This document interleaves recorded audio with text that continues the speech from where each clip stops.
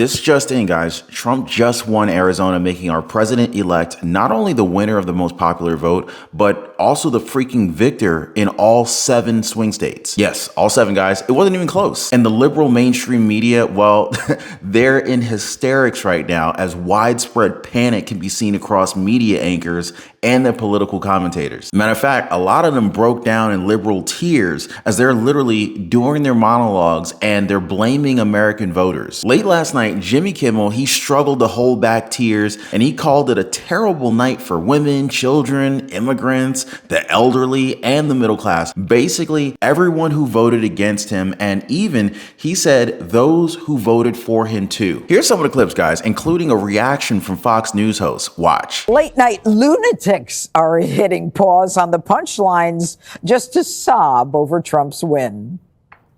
It was a terrible night last night. It was a terrible night for women, for children, for the hundreds of thousands of hardworking immigrants who make this country go.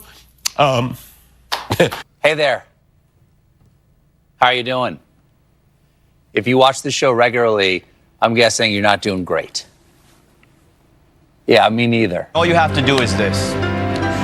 Just look into your heart and you take out your foreign passport. I think all Americans can agree it's going to be a rough Thanksgiving. Dana, I'll start with you. It was a terrible night for women. Trump won more women. He won the popular vote. What are these people moaning about? I don't know. I mean, today Brian Stelter tweeted that there was a talent agent who told him that a lot of members of the media are questioning whether they have it in them to cover another Trump cycle. And then they wonder why the working class is like, guys, you are so out of touch with what real work is. And also, they didn't really cover the Biden administration. They didn't cover the border. They didn't cover inflation. But covering inflation was like this for them. They're like, oh, wow, people say they're upset about inflation, but we looked on page 32 of the Fed report from St. Louis, and actually it says that the economy is great.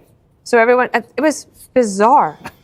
But I think on the late night thing, it was worse than usual. That was worse than I thought it would be. Like, you could at least kind of make fun of yourselves, but I guess they've lost the ability to do that. Man, that was hard to watch, you guys, especially as these people just can't get over themselves enough to, actually do their jobs. Just check out how CBS News' John Dickerson's choking up during a post-election appearance on The Late Show. Not to think about his boys when describing the results to young Americans. Watch. How would you explain that to a 14-year-old today? How would you explain this election? I'll try not to think about my boys, because... Yes. But I think you would say that, amazing things have been done through the American political system. People have been given freedoms that they were denied, and glorious opportunities in this country that you can't get anywhere else. And then awful things have happened in the American system.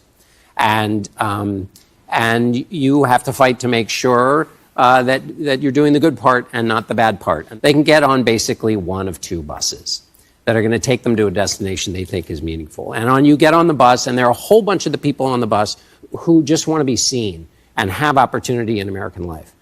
And then there are other people on the bus engaged in the same journey who are there absolutely just for themselves, to get power, to give themselves just more riches and more control over things. And Seriously, guys, we're talking about buses? Because let me tell you guys, the only bus that I'm concerned about are the buses dropping off illegal immigrants all over the US. And President-elect Donald Trump, he's going to put a stop to that. And where did they get off talking about people who want power and riches? Wasn't it the Democratic elites that got us into this mess in the first place? Stephen Colbert, in the continuation of that clip from earlier, even said that the majority of the voters don't even care about democracy. Yeah, for real, guys. His exact words: in this democracy, the majority has spoken, and they said that they don't care that much about democracy. MSNBC host Stephanie Ruhle just straight up cussed on national television and said that Americans decided to F around and find out. Watch. We have now let misinformation become the accepted information. It has washed over us. Elon Musk, he buys Twitter, and then he uses it almost exclusively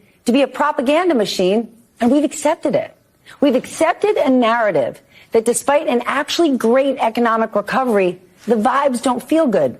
So we want to reject it and get something else. And the person we are now betting on to change all of it is Donald Trump.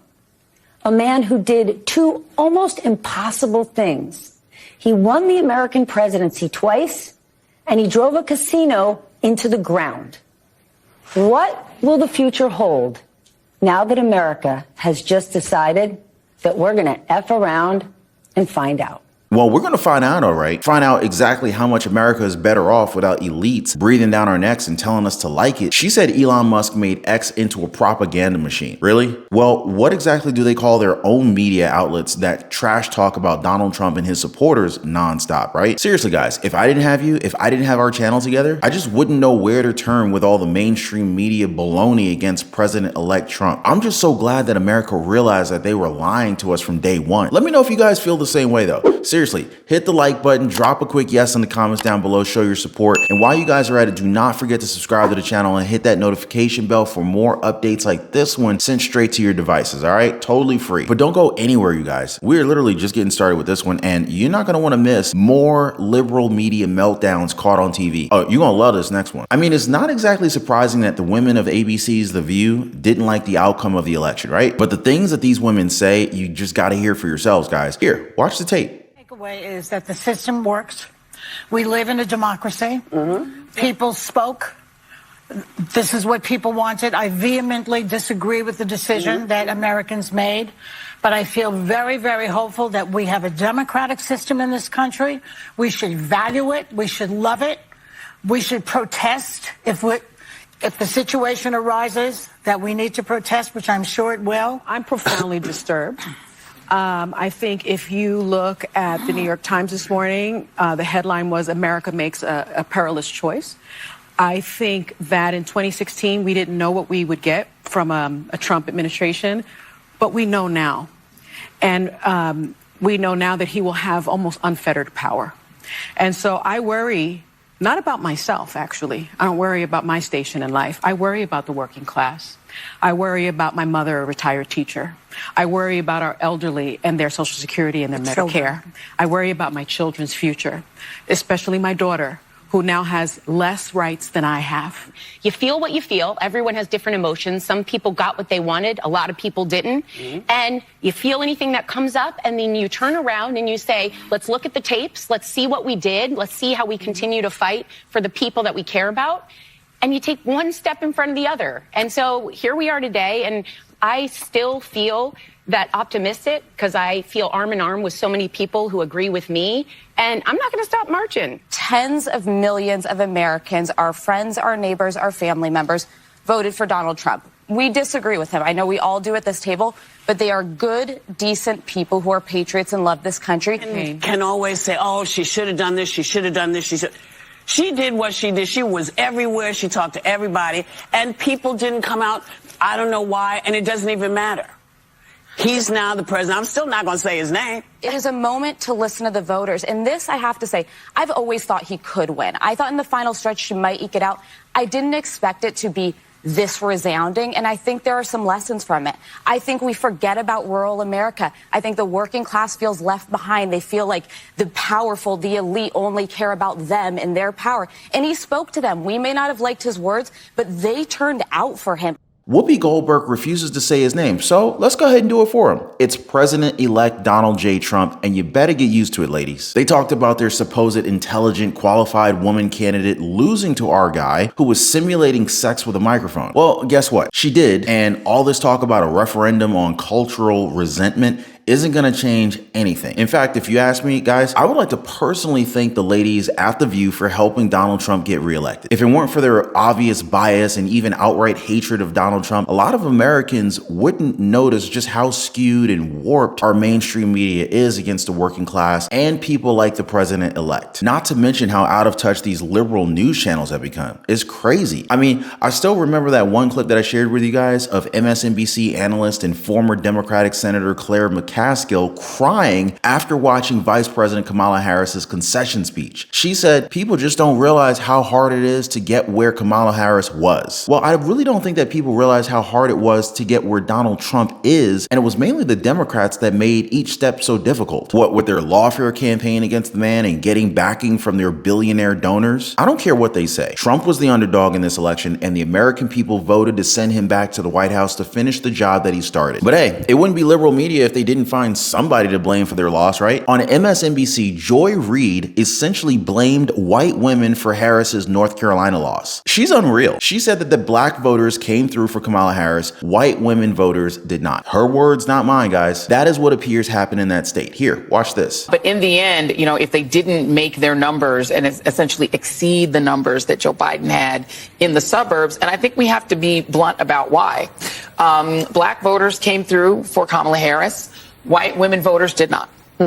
That is what it appears happened in that state, is that if you can't flip enough white women, and we've talked about this on this set numerous times, but it's a state where women lost their reproductive rights, where there was a very heavy push to get women to focus on not putting in place, re-electing, putting back into the White House the person who was responsible for taking those rights away and restoring them. But that message obviously was not enough to get enough white women to vote for Vice President Harris, a fellow woman. This will be the second opportunity that white women in this country have to change the way that they interact with the patriarchy. And she talked about white women and how they interact with the patriarchy. Maybe she should stop and think about how it looks when they blame women for a woman losing the election. Now, I wonder what that says about her. Another one that takes the cake was CNN's Van Jones saying that people are hurting because of the results. Watch. They were hoping that maybe this time, one of their own could be seen as worthy.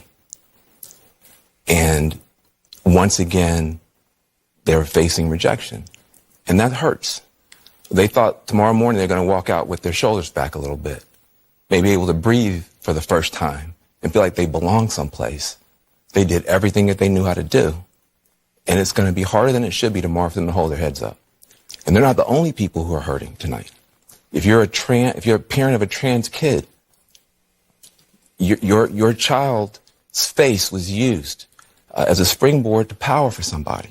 That doesn't feel good.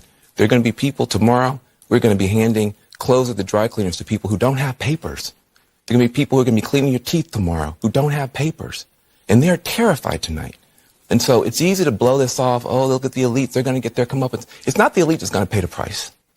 It's people who woke up this morning with a dream and are going to bed with a nightmare. Now, seriously, guys, we're talking about nightmares now. The only nightmare I'm seeing right now is the nightmare America just woke up from, which is the Biden-Harris struggle bus administration. Am I right, guys? He mentioned the people who are not a part of anybody's elite. African-American women who know a little bit about being talked down to, who know a little bit about having their economic dreams crushed, who try to dream big over the past couple of months, and tonight, they're trading in a lot of hope for a lot of hurt. He said that once again, they're facing rejection. But I don't know, guys. Aren't these black women that they're talking about a part of the majority of America that actually voted for Trump? So yeah, I honestly don't think that they're hurting at all. In fact, the people I know, they're celebrating getting out from under the thumb of Democratic rule. Do you guys agree, guys? The American people was loud and clear when they said that we want Trump. But do they listen? No, instead they lecture us like we don't know what's good for us. You guys remember Obama talking down to black men voters? Well, here's CNN host Jim Acosta lecturing Latino Trump supporters for what he called voting against their own self-interests by backing President-elect Donald Trump in the 2024 election. Watch. A lot of folks are wondering, why would Latinos vote for Donald Trump if that means he might deport Abuela? He might deport members of their household. As you know, lots of Latino families in this country are of mixed status. And, you know, a lot of folks are asking on the Democratic side, why would they do this to themselves? Do you want to see mass deportations? So the first thing that we need to do is close the border. More than 10 million people illegally entered the country. They have to be deportation. So there is no other way around. They have to be deportation. They have to be deportation we camps. have to respect the laws. Do you I'm not saying deportation camps. Do you want to see people in camps rounded up and put in camps? No. Isn't that what you voted for? Isn't that what you voted for? They are in camps now. More than 300,000 children are missing. So they're in camps now. Lulu, one of the things that I think we need to talk about is whether or not, folks just had the wool pulled over their eyes. And maybe they were voting on economic issues, but at the end of the day, maybe voting against their own self-interest. So they're basically saying that we got the wool pulled over our eyes while they're the ones that never learn. Seriously, guys, these are the people who call Trump supporters stupid, garbage, deplorables, and when they lose, they blame us? Typical liberal media, right? Now, of course, when all else fails, there's always the standard fallback for them. Blame racism and sexism. Ignore there is still a lot of racism and gender bias in this country. And I think for us to ignore that and not try to bring that front and center so we can heal that would mean that we would end up in the same place. Kamala Harris is a woman of color in an interracial marriage, running as a woman to be the head of state. That is something a lot of Americans are not ready to deal with. I'm surprised at the result, but I'm not surprised. As a woman of color, I was so hopeful that a mixed race woman married to a Jewish guy could be elected president of this country. And I think that it had nothing to do with policy. I think this was a referendum of cultural resentment in this country. Pointing back to 2016, sexism, I'm going to say also racism and bias had to have played a role. Now, let me state the obvious. One person is a woman. And this now makes Trump 2 for 2 in beating out a woman to become our president. Let me just ask this simply. It could be tough to answer. Is this country not ready for a woman to become president? If she were a 6'4" white man from Arkansas or from Florida, and she ran a good middle of the road campaign talking about reaching out, do you think she would be losing by that much? If she could like chew tobacco and carry a shotgun and talk about football and be a guy's guy, I mean, you tell me. There are levels of sexism and racism that clearly a lot of people in this country are willing to tolerate. Let's be honest about this, okay? Let's be absolutely blunt about it. There were appeals to racism in this campaign, and there is racial bias in this country, and there is sexism in this country. And anybody who thinks that that did not in any way impact on the outcome of this race is wrong. I'm not saying that was the main reason that Kamala Harris lost and Donald Trump won. I think that we've got to be honest. Among Hispanic men and black men, there's a lot of misogyny. And I think that we've got to deal with the reality that he appealed to this whole false macho thing that some black men and some Latino men went for. I mean, if they want to talk about sexism and racism, why don't they take a look at the news outlets calling white women who voted for Trump uneducated? How about that? Maybe that's the kind of thing that really caused Harris's loss in the polls, don't you think? MSNBC host Al Sharpton said that Kamala Harris is a woman of color in an interracial marriage, running as a woman to be head of the state. And according to him, that is something that a lot of Americans are not ready to deal with. Really? When will they realize that it's not even about that? It's about the economy. It's about border security. It's about foreign policy. Those are what most Americans voted for under all those issues. Kamala, she just came up short. The proof is in the pudding, you guys. And guess what? That pudding is now showing that President-elect Trump has officially won Arizona, giving him 11 more electoral votes for a total landslide result of 312 electoral votes. His opponent, Vice President Kamala Harris, only garnered 226 electoral votes. And regardless of what mainstream media is trying to feed the American people, it couldn't be any clearer. Trump's Arizona pickup ends the battle for swing states in the 2024 presidential election. In addition to Arizona, he picked up all the electoral votes in all the other swing states: North Carolina, Wisconsin, Michigan, Nevada, Georgia, and of course, the crown jewel, Pennsylvania. When Trump won Pennsylvania, seriously guys, I knew it was game time. It was game, set, and match for our president-elect, guys. And now Arizona, President Biden won the Grand Canyon state by less than 0.5%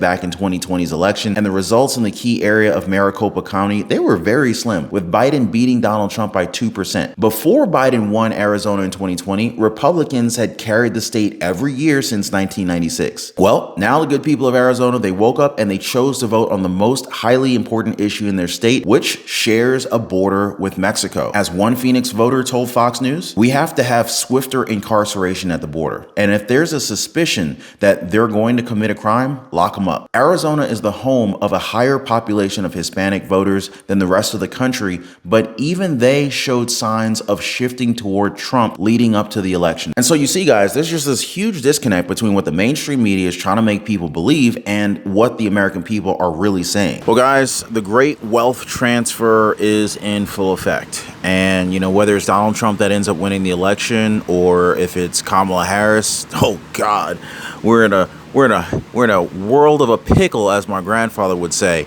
Our freedoms are being stolen, guys. Credit card companies are out to get us. And if you don't understand the game, well, you end up getting played by the game. Now, if you're anything like me, guys, you know, you were probably out of shape, maybe in debt, living paycheck to paycheck, and just feeling like the system is just completely taking advantage of you. I remember for a long time, I could rarely ever get any time to spend with my wife. And it's kind of funny because where I used to work with a lot of married men. And a lot of those married men would always complain about their spouses as if they really just didn't even like their spouses, which is sounding like a pretty horrible situation. But that was the case for many of them. They didn't like who they were married to. But I was different. Anyway, through trial and error and through a lot of pain, I figured out how to gain freedom and also lose a lot of weight and actually get in shape. And guys, I'm gonna be honest with you, that was a game changer. To no longer be living paycheck to paycheck, figuring out how to get the credit cards to pay me, the power of a strong credit score. I pay thousands of dollars less per year for the same house as my neighbor just because my credit is better than his is. And this is not to brag. I mean, but this is the truth. The banks are literally taking advantage of the poor. It's like the people who can least afford it, they're charging the poor what is like unofficially called a poor tax or a tax on the poor. I mean, I'm now at a point where, you know, like, number one, I don't pay for credit cards. In fact, credit card companies pay me to use their cards. And I figured out how to build a lifestyle that is just ultimately very, very healthy. I lost a tremendous amount of weight and I put on a lot of muscle. But when I was struggling, I wish I knew people who knew these things. So anyway, I decided to create a community of like-minded people who are also interested, just like me, in living better. So if you guys want to join my community, it's called the Liberty Pursuit Network. It is brand new. Come on over. I'd love to have you guys and join like-minded people. Be positively motivated by others who are also on the same pursuit. So I'm going to leave a link for you guys so you can join me over on the Life Pursuit Network in the description down below this video. So check it out, guys, and let's not be a victim of this great wealth transfer that is taking place right now. But I'm here, you guys, and I hear you loud and clear. We want Trump and we got him. Just drop a quick yes in the comments down below. Let's celebrate the good news, and don't forget to share your thoughts on this one as well, all right? We'll be sure to pick this one up and all the other news that matters to you in our coming videos, guys. Just make sure you're subscribed to the channel and have your notification bells turned on. And we've also got other videos here on the channel that you have to check out. In fact, I just uploaded one discussing the real state of our economy under President Biden and VP-elect JD Vance, bringing out a literal wad of cash on stage to prove his point to woke liberals. Seriously, guys, you gotta watch that one after this one. And again, thank you so much for hitting the like button and subscribing. We'll see you guys next time.